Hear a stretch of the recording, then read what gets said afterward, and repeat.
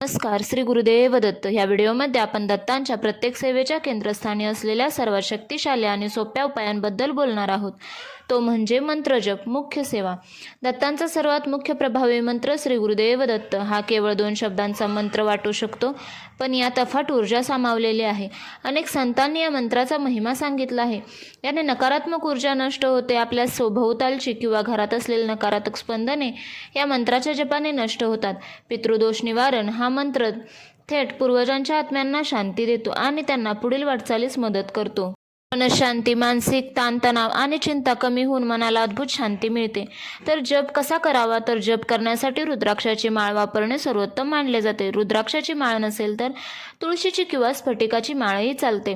प्रत्येक माळेमध्ये 108 मणी आणि 1 मेरू असतो. जप करताना शांत बसावे, डोळे मिटून घ्यावे आणि दत्तांच्या फोटोकडे पाहत मंत्र म्हणावा. प्रत्येक मण्यावर हा मंत्र उच्चारावा.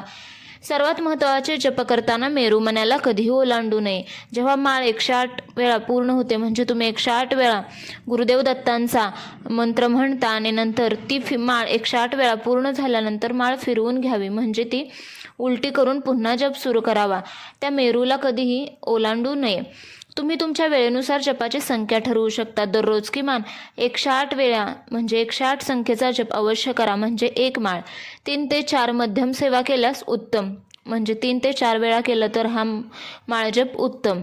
तुम्हाला पितृदोष निवारणासाठी विशेष सेवा करायची असेल तर 12 ते 14 माळा करणे खूप प्रभावी ठरते.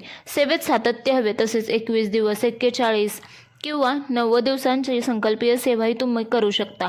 संकल्प केल्याने तुमच्या सेवेला एक बळ मिळते. जप करताना मनात इतर विचार येऊ देऊ नका. केवळ मंत्रावर आणि दत्तांच्या रूपावर लक्ष केंद्रित करा. जपाची योग्य वेळ ब्रह्ममुहूर्त. सर्वोत्तम वेळ सकाळी 4 ते 6 किंवा संध्याकाळी दिवे लागण्याची वेळ म्हणजे सायंकाळी 6 ते 7.